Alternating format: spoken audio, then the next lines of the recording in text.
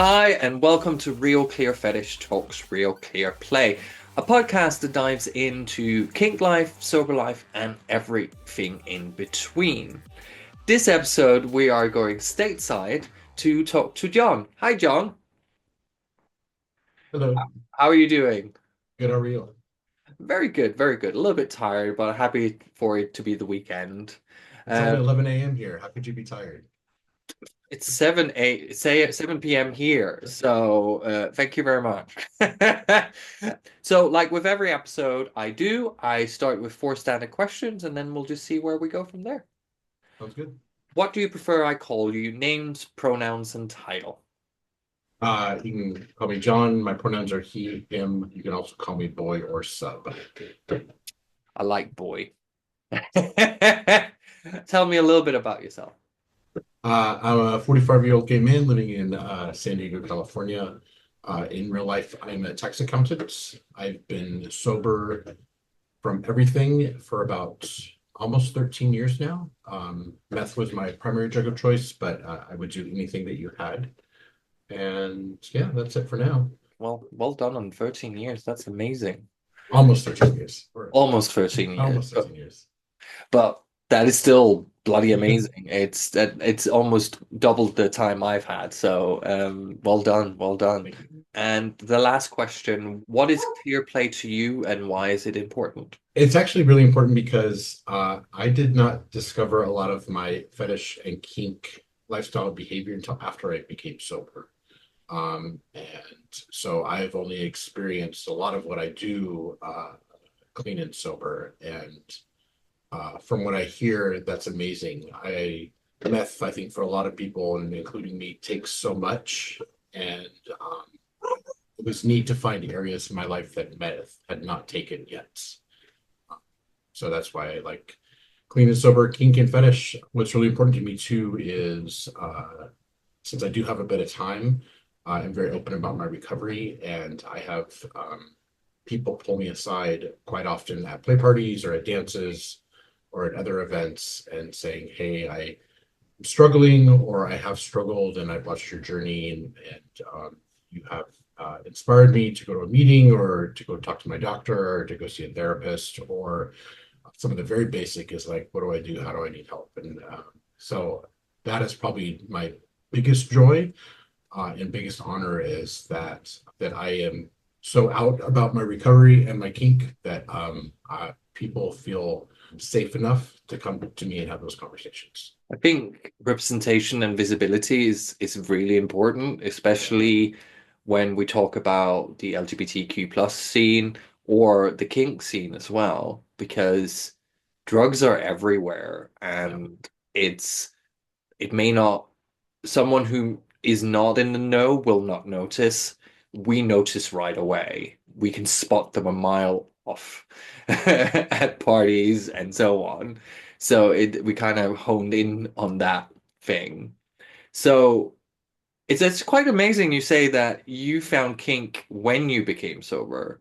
There's a lot of people out there who their kink gets mixed up with the drug taking or they find kink in drug taking. How do you find you've never had that mix, so that must be such a gift, really, that you don't have to think about that. Well, I don't know if it's definitely special. I don't know if it's a gift because I am part of a community, like you said, where drugs are kind of rampant. Mm, So I not that I fantasize, but I can see the appeal or mm. the appeal that I would have had 15 years ago by doing some of this stuff high. Knowing today that's just the end result would not be what I would be shooting for, but I can see it and I can see why it's so kind of intertwined and ingrained in the kink community and can be part of it.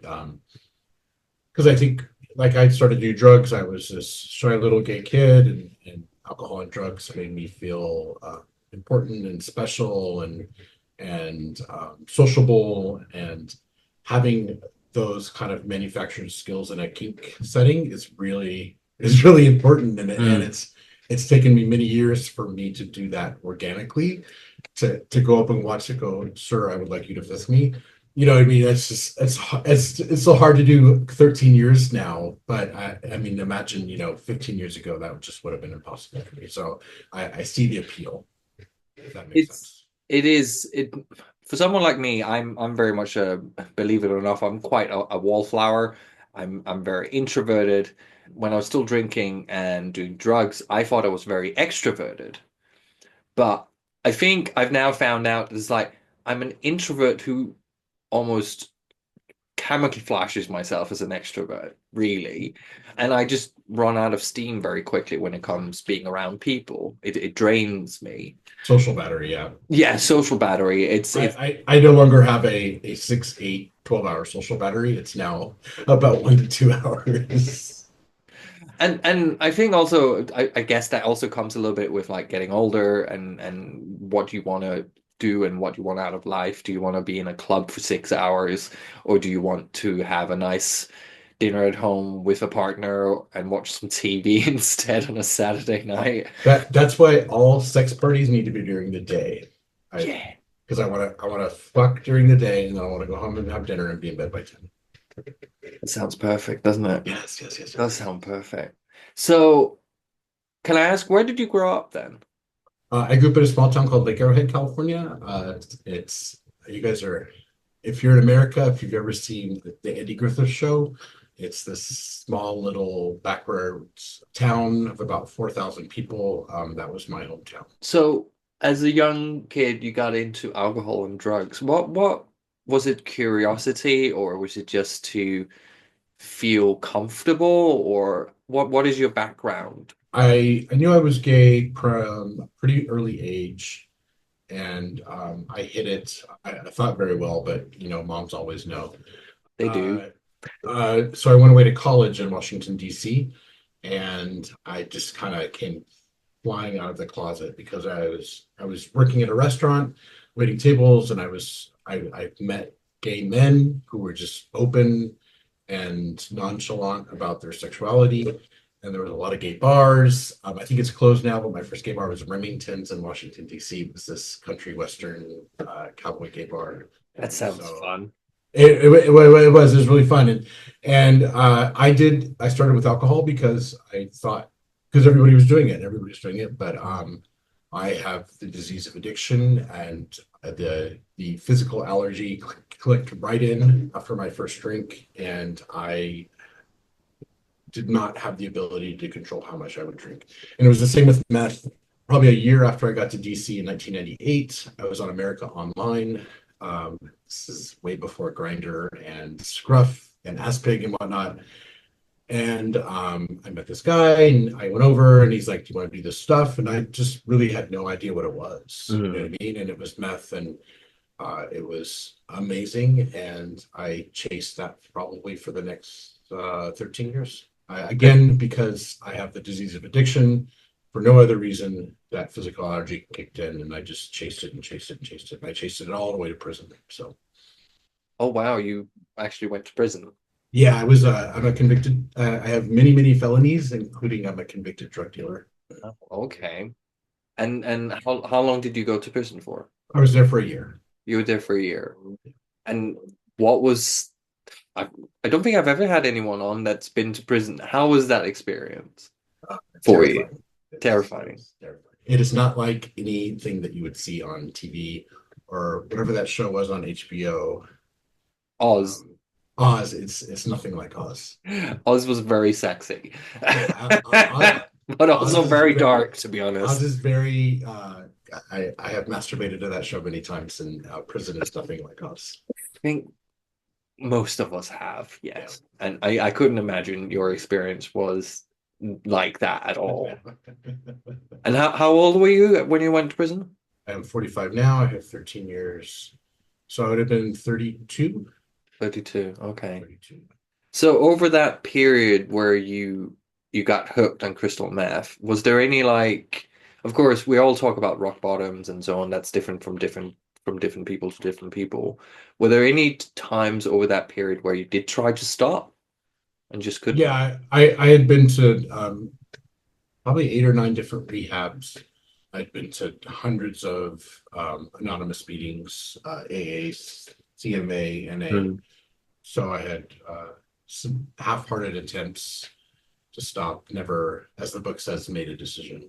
What happened 13 years ago that made you go, now is enough? So I finally went to prison, and when I was there, I was released to a treatment facility, and then about 5 months later, my mom had died, and I think that was just that chain of events had, holy fuck, I am what, 32 years old.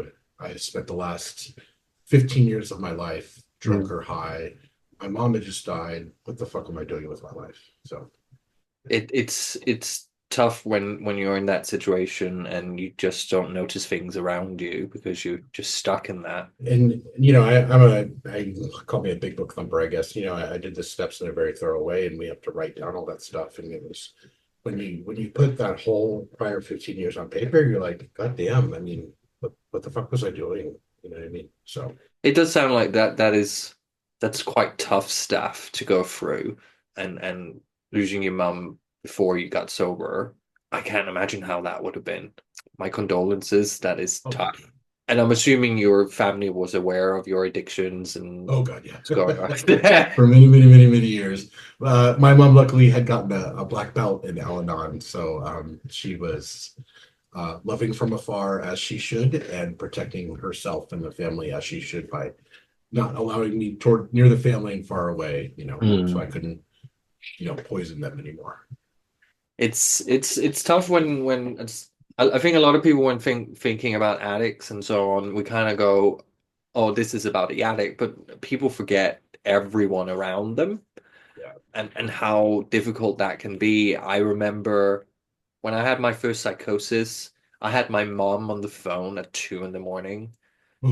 Yes, Yeah. that was how she found out I had a drug addiction. I have since then we've amended and she still has her she still gets nervous about and stuff like that. And that's And we did that, you know what I mean? That's yeah, that's our and stuff. Yeah. I'm to blame for that Yeah. and I've apologized many times and that is something that'll take time to heal. Even after 7 years, seven, Yeah. 8 years since that happened, we grow and it's that's so important. So when you got sober, the work you put in after that, can you tell me a little bit about what happened after that? Yeah, Where did you start? Because I'm you coming out of prison, you start from the ground up, really. yeah. So I was released to a treatment facility, right? And I ended up spending a year and a half there. It was a 6 month program, and then I worked there for a year, and then I also did a very thorough 12 steps from Alcoholics Anonymous, and it was life changing. I had a spiritual experience of the educational variety. I don't really believe in God, but I believe in the power of all of us together, Mm. and what we together as sober men and women could do. And I draw off that power for my recovery. And yeah, so I did some very thorough 12 steps. I started sponsoring other men. I worked at that treatment facility for a year, mostly because I was scared to death to be on my own, to be alone, right? Mm. That has carried into years and years of service. I believe service keeps you sober. Um, uh, if you have read the Big Book of Alcoholics Anonymous, it says multiple times, when your ass is falling off, go help somebody else. Um, and that is my mantra, and it's how I live. How I live my life today. I think I was talking to you via Messenger. I serve on the board of directors of a local LGBT rehab called Stepping Stone. I'm the Hmm. treasurer and chief financial officer, and I've been doing that for about 5 years. So that is the source of all my anguish and all my pain, and it is also my greatest joy because I get to give away what I have on kind Mm. of just a much larger scale. So that's besides your normal day-to-day job. Yeah, Yeah. normal day-to-day job. I am a tax accountant. If you're in the US, you know the tax code changes quite frequently, and we just had an election, so it'll change drastically again. So I am gainfully employed as that. That is my full-time job. There's almost a part of me that kind of want to go condolences on the election. Yeah, Let's see what happens. I yeah, know. it's funny. My husband and I love going to Berlin, so it's like, so we've both been Googling how to emigrate to Germany. So, Well, you would be more than welcome in Europe. I think we, there's gonna be quite a few American yeah, refugees. we love Europe. So, I don't know, maybe that's in our future. We'll see how it goes. I want to hope for the best, and I want to hope that we pivot in another direction. I think that's the important thing Yeah. is to kind of, okay, this has happened. What do we do next? How Yeah, do and we keep our closest ones safe and yeah. secure and get keep our rights kind of thing? And that's the thing too. It's like I'm a strong man and I have a strong voice. Why it's also why would I want to leave, not be here for the people who are not strong physically and do not have strong voices. I think that's important as well. But I also guess if you get to a point where it's like when is enough kind of thing, and then you'll have to take a decision at that point, of course. You talk about stepping stone. So what kind of charity is it? Is it purely drug recovery and harm reduction? It's multifaceted. It's we have three different aspects. We have a residential recovery home, which has 31 beds, and then we have three sober living houses, which have a total of 40 beds. And then we have an outpatient program which serves probably 80 people at a time. So at any given time, we have 130 to 150 people under our care. And so we do everything primarily drug and alcohol recovery, specializing in the LGBT community, while our sober living and our residential are abstinence based. Our outpatient is not. So we do a lot of harm reduction through our outpatient and outreach with that. If you're not familiar, fentanyl is very prevalent in the drug supply in the United States, especially in California. So we do a lot of fentanyl outreach, including fentanyl test strips, so you can test your drugs for fentanyl. And then we distribute a hell of a lot of Narcan. If you're not familiar with Narcan, if you are have a opioid overdose, your hopefully whoever's with you will shoot the Narcan into your nostrils, and it triggers a response that your body kicks out the opioids, kind of just a rapid detox, and hopefully will bring you back to life. Quite curious to me, or interesting, because when we look at the drug scene, for example, here in Europe compared to the States, we know when we look from here and in, we know there's a massive opioid problem in the States, not just on the gay scene, it's It's everywhere yes, because yes, it just gets prescribed like sweets. yeah. Where we don't have that here, it's so much more controlled, and it's opioids is like last resort kind of painkiller. It's interesting when you say that, and you also mentioned fentanyl. I think it is becoming a thing over here as well. I don't know so much about it. Is it a component of a drug or something that gets cut with drugs? If you can So explain what that is. fentanyl itself originally was or still is a really heavy narcotic pigment, and it's prescribed to people who are in advanced cancer, right? Hmm. When the cancer has spread all throughout their body, right? The fentanyl is just super heavy, and they'll give that to you. So it is a prescribed narcotic. It's also fairly easy to make on the side. So you have a lot of people who now make it, and it's such a small amount. I mean, just a couple crystals does so much. So if you mix it in with a little bit of the meth or the ecstasy or the MDMA or the ketamine or just whatever you're doing, and it gives it a little extra, right? So it's cheap, it's easy to make, it's such a small quantity, so it's easy to add to everything Hmm. to kind of give you an extra high or whatever it is that you're looking for. It's scary because, of course, the pharmaceutical industry over here is very different Well, and much more controlled. But thank God there are organizations like Stepping Stone that can help. The people that come into your care, do you see a certain age group or is it mostly younger people? I think it's mostly younger people. We also service a lot of trans people as well, which is super exciting right now because of just the high amount of anti-trans movement, I guess, in the Mm. United States. So It's great. We had a board meeting Wednesday, and we're like, with all this going on, we're just gonna swing way into helping even more trans now, which I love. It's we just swing right into the storm and plow ahead, and that's what I love about our organization. So, but to answer your question, yeah, lots of youngs, 20 somethings, right? Quite a few trans people because we're still one of the few facilities in the United States that accepts trans individuals and supports them. Luckily, too, in San Diego, we have a big trans community, so there's a lot of community support when they come here and they get connected to outside groups. That's Uh, fantastic. And is that all? It's purely charity based, so it's most by of our funding donations. Most of our coming funding does come from the government through grants. I'd say about 20% is through donations. If you want to donate, www.steppingstonesd.org. I was about to say, do you have a link? Yes. So you became sober. So when did you become a slut and a pig and a fetish man and all that in between? When did that happen? I'm assuming So it was already there.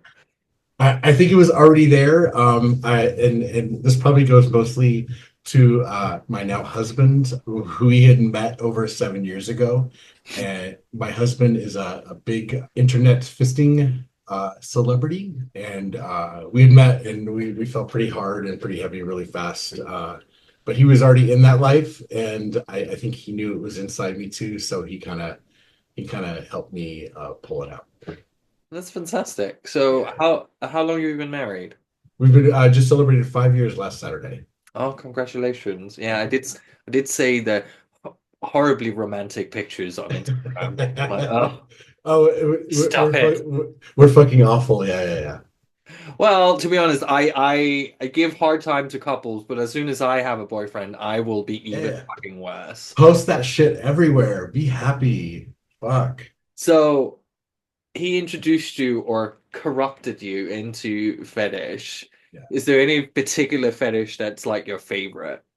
Well, so he's a big fisting top, right? So, not that I was jealous, but I'm like, I had never been fisted before, right? So I'm like, I want to experience this with you because it's such a big part of your life. Mm, So so we're like, okay, I want to be your first. I'm like, okay, well, his hands are gigantic. mm. So we trained and trained and trained and trained. So for about a year and a half, we trained doing all the things that this team bottoms do to train. We finally got it inside. And it was this magical moment. We're both crying, and well, it's just it is. It's one of those like core memories, right? And that just it opened me up literally and figuratively because oh my God. So now it is the best thing I do in my life right now. Well, that's good. It's like how romantic. It was it was really just a moving romantic scene. And again, back to what I originally said, it was a part of my sex life that was not corrupted by meth, and I was able to give that to him, which is it adds more to just the romanticness of it. So It must like when you interact with people who are trying to become sober, and one of the big things that come up when people are trying to become sober, they are like, "Oh, I will never be able to fist again." oh no, honey. It's great because I enjoy bodybuilding too, and it's just like training. You just have to train, right? Mm. Um, you got to train your mind, you got to train your muscle, and believe me, you can get anything you want up inside you. You only put only your own limitations of what can happen, yeah. You really do. I mean, you put the time and the effort.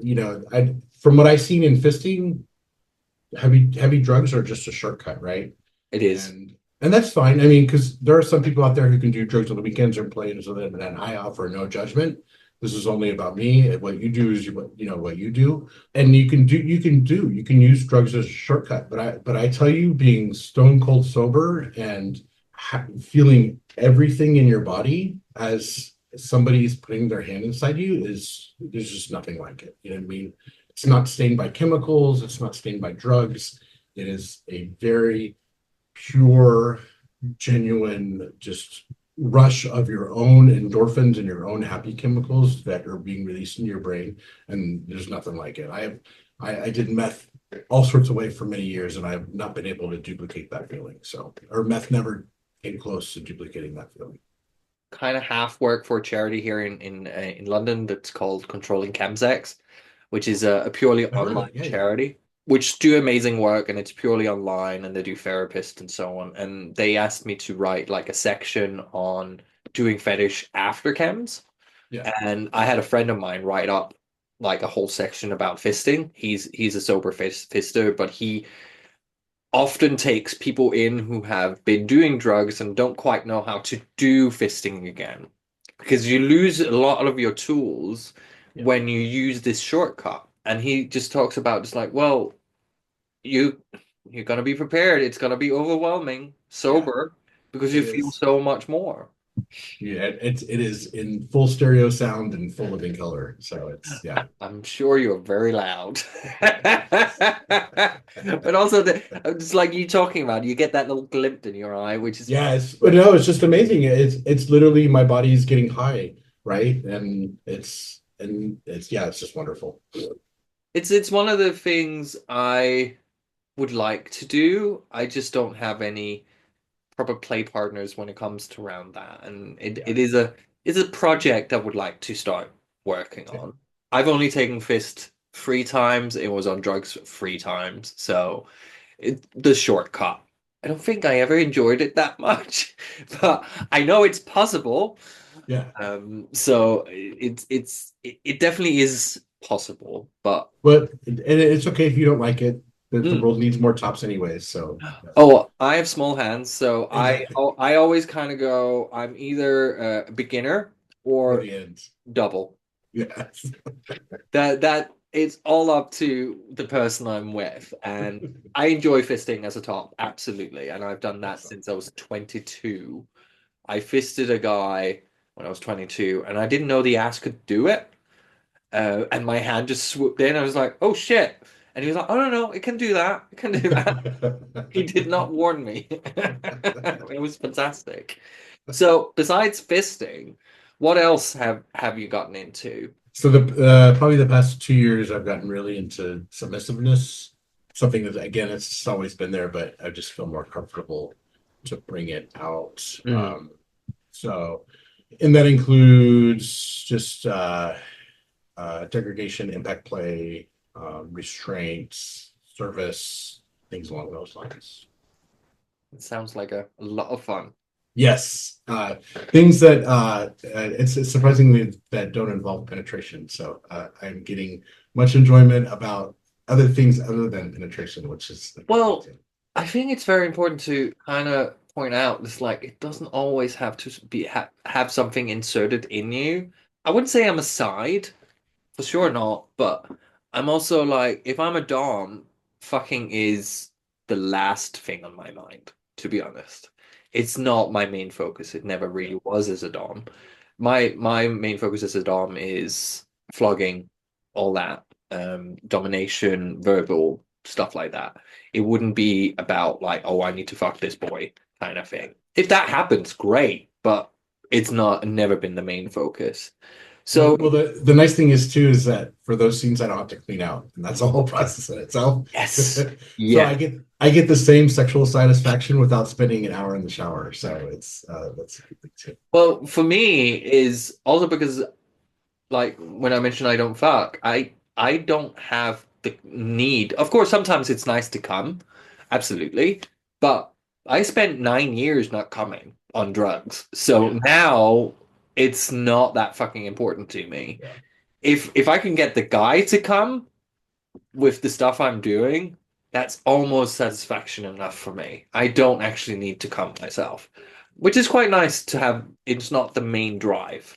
Well, I spend most of my time in chastity too, so I understand that There you what go. that would be. Oh, you wouldn't put me in chastity. I just like, no, no, don't like it. I tried it, not for me. Not for me. So you mentioned you do bodybuilding. How long have you been doing that? So it actually started when I got sober. I was super suicidal, just coming out of jail, in rehab, and just meth really fucks with your chemicals in your brain, and it just I think it's called anhedonia, the inability to experience pleasure, because Mm. I just wrecked myself. And I would go to the gym, and it was the only thing that would make me mildly okay. for a minute, and I was starting to release my own little happy chemicals again, just very, very small amounts. And then it snowballed. So now it's probably an addiction, which is I'm fine with that. So I still have a little bit of control over it. So no plans on stopping. So yeah, I do that, and I'm going to do my first. I'm going to do an amateur show here in San Diego next fall. So I'm gonna compete and check that off my to-do list for life. Like a bucket list item. It's Yeah, like exactly. Yeah. you've at least competed once in your life with Yeah, it's. I like, mean, I'm not going to be any next IFBB Pro or Mr. Olympia or anything like that. But just do it because I said I did it. It's super challenging, and I love challenging things. So it's like training for fisting. It's like you're doing all this work to build something, and I find satisfaction in that. I've started my own gym journey 3 months ago now, trying to be consistent 3 times a week. It's Yeah. all very new, but I'm enjoying it. I'm having a break this week, to be honest, but I just needed a little bit of time off. It's been quite stressful in my private life, so I was just like, do you know what? I wrote to my personal trainer, was like, do you mind I take the week off? It's your choice. Yeah. Don't overeat that week, but I think. I get a lot out of it. Absolutely. It's you kind of get yeah, you mentioned the chemicals that get released in your brain. Sometimes I've noticed in the last 3 months there are definitely sessions where it's a chore. Yeah. But then there's other sessions where I just leave like really pumped. It's like, yes, I did this. Yeah. It's really nice. And you get all those positive chemicals going in your brain and you feel good about yourself. I there's not a big change yet, but compared to the first check-in picture to now, there is definitely a difference, like arms, chest, stuff like that, and that's very satisfying. It's a slow process, and that's why you take check-in pics because you will never see the change on your own. You have to look at a picture, right, of 3 months or a year ago, because you just don't notice the day-to-day change, and you just think you always look the same. Or at least I'll use I statements. That's how I see myself. It's an interesting process. I don't think I was prepared to how much I should be eating. Yeah, Oh my it's exciting. God. I have an appetite, but oh my God, I was like, I don't want to eat anymore. Jesus fucking Christ. And it's just, well, not everyone has to do a meat diet, but I like meat, so I'm Yeah. okay with doing protein through that way. But oh my God, the amount of meat I get through. Well, and that's surprising too because at least here in America, we're used to eating kind of junk food, which is so calorie dense. Like a Big Mac is 1,500 calories, but to consume 1,500 calories of just chicken and rice, that's like four different dishes, right? Mm. Same calorie count, but so that's why it's just this monster amount of food because you're consuming good calories, not calorie, dense meals. It's an interesting process, and I want to keep going with it and see where I can get myself. Yeah, I think exactly. the only thing that can stop me is my fucking back because I have a bad back, so I have to be really careful. But it's what it is. Wear a belt. It's not actually it's in my shoulders at the moment.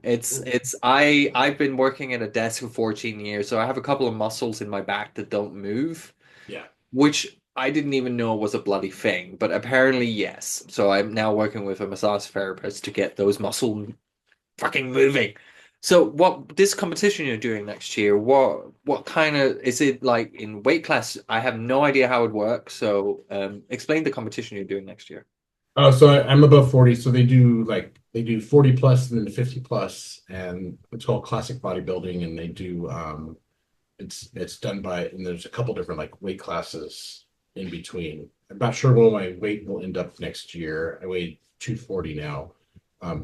But I'm also like at 20% body fat, so I'd have to go down to like 5% body fat. So Hmm. it's probably like 30 pounds, right? So I don't know where I'll end up, but it'll be yeah. So I'll be with people 40 to 50, right? Amateurs, meaning they've never competed before, and then probably a weight class of around 200 pounds. So That's amazing. I've seen some of your pictures. You're definitely on your way to thank you. Yes. having that physique. So you're gonna be bulking now and then shredding before the competition, I'm assuming. Yeah, so it's just kind of status quo, keep eating, keep lifting, and then the prep starts about 16 weeks out, and then it's It's kind of the same thing, but we start reducing carbohydrates. So I'm reducing the rice out of my meals Mm. and then upping the cardio. So the cardio steadily goes higher and the carbs every week steadily goes lower. So hopefully when you get to the 16-week point, you're at about 4 or 5% body fat, which shows everything. I am very hairy, so all the hair has to come off too. So Oh, we'll see how that goes. Yes. oh My no. husband is heartbroken. Oh, I'm heartbroken for your husband Yeah, yeah. because your hair is beautiful. Thank You you. don't want to It's remove that. It's like it's everywhere. It'll go even back. the the promo picture you've sent to me, I'm going to be using for this episode, shows this beautiful hair, and you're saying it's going to come off? It has to come off, yeah. So we'll Oh, see how that goes. and you're going to have that horrible, really, really dark tan thing. Yes. See? So yes, because I am a ginger, so I'm pale white otherwise. So we go heavy on the tan. Yeah, it's this spray tan thing that they do. Oh, pale is very good for a vlogger. Yeah. Oh yeah. I think I sent you some pictures of me marked up, right? I think you might have. I Yeah, can't yeah, remember yeah, now. yeah. It's like one ADHD brain, and sometimes I don't remember stuff. Yeah, But I think you have, yes. I mark up exceptionally well. Oh, it makes the Dom's job easier. Yeah. You don't have Yeah. You you don't don't have to do actually have to something. hit that hard. Right. I did get I have this toy. It was a couple of months ago. I bought this, which Oh wow. for anyone listening, I'm holding up a kind of a whip flogger, but it's nylon, and at the end there's these small knots. I would call them mini fists. And the guy who made it was like, it's for a lazy to or lazy dom because you don't have to hit very hard with this. Yeah. I haven't used it yet, and I'm dying to use it. Absolutely. We'll give it a shot. So with the bodybuilding, of course, people do it naturally and people do it unnaturally, or that's the wrong word. Well, I am 45, so and my body naturally does not produce testosterone like it did when I was 20. So there's some TRT involved, and then the prep involves some other steroids. Yeah. And how do you, because I think that like especially people in recovery, how do you balance that with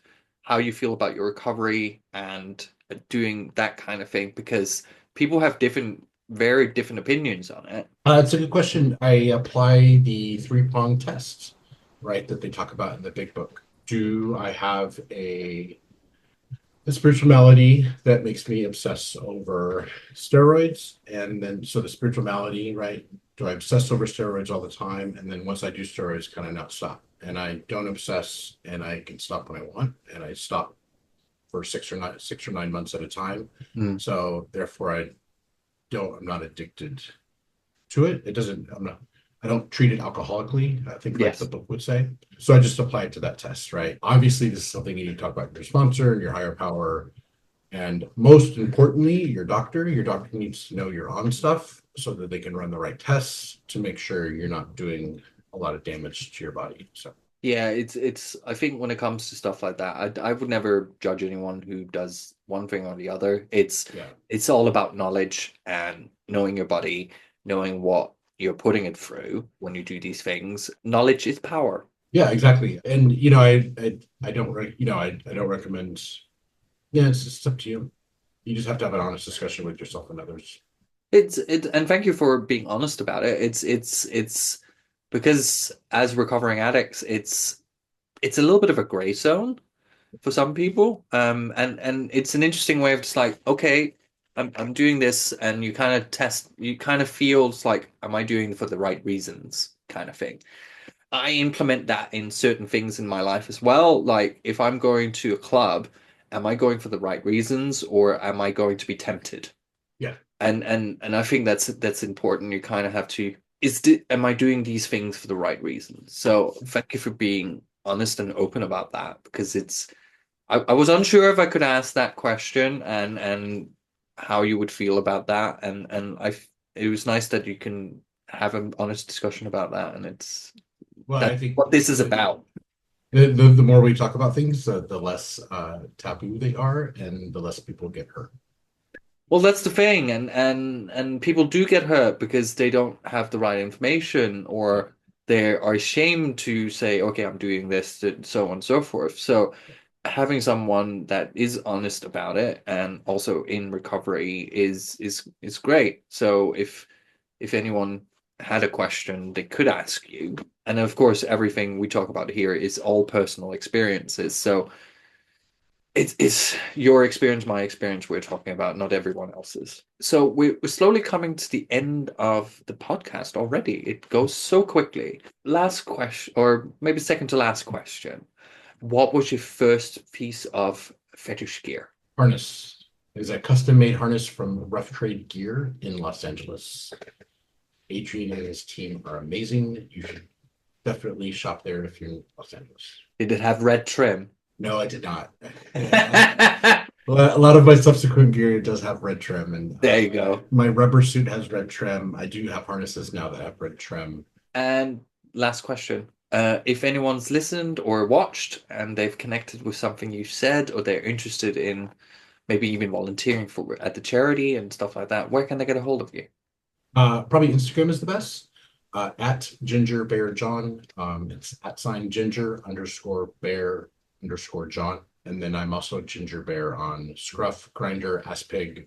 And then I am Ginger Bear John, one word on Bluesky.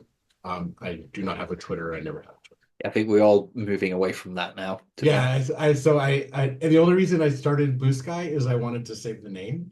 So I'm really not sure what I'm doing with my Bluesky, but I wanted to save, the name Ginger Bear John just in case. Yeah, because I don't. it's still new and the names will still be available, kind of thing. Yeah.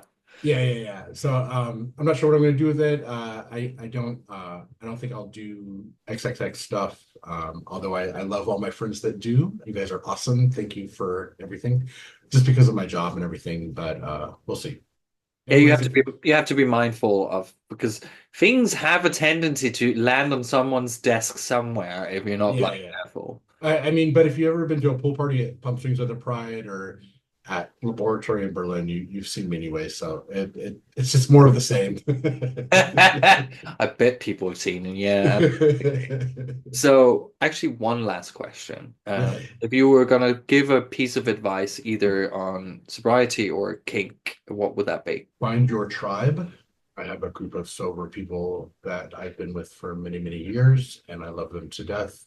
And I'm very honest with them, and they are very honest back to me sometimes when it hurts my feelings.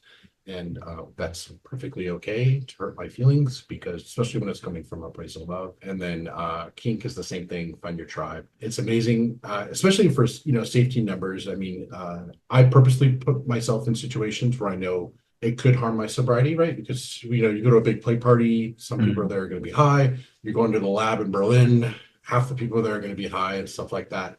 But when you're with other people, it just makes it better, and it also makes it funner, right? I do find like navigating clubs, it's easier if you have like a person you can check in with. Yeah, and going back to what you're saying, I don't think I would ever go to a club or bar alone because there's just no reason for me to be there, right? Yeah, I'm checking my motives. Why am I here? I mean, but if I'm going with a bunch of friends, just go there to hang out with a bunch of friends, right? Find your tribe. fantastic. Thank you very much, John. It's been absolutely lovely to have you on. This went so much better than I thought. Thanks very much. I had all confidence in you. Thank you. It's been absolutely fun to talk to you and get to know you a little bit better. Oh, thanks very much. I appreciate it. Thank you. So that was this week's episode. It was lovely to talk to John. I'm excited to see his journey with everything he does, and I'm not looking forward to seeing him all shaved and naked. Well, naked, fine, but not shaved. That hair is beautiful. It should stay. So I agree with his husband. But I'll be back in 2 weeks' time and go out and play, be safe, have fun, and have a really good time. Bye.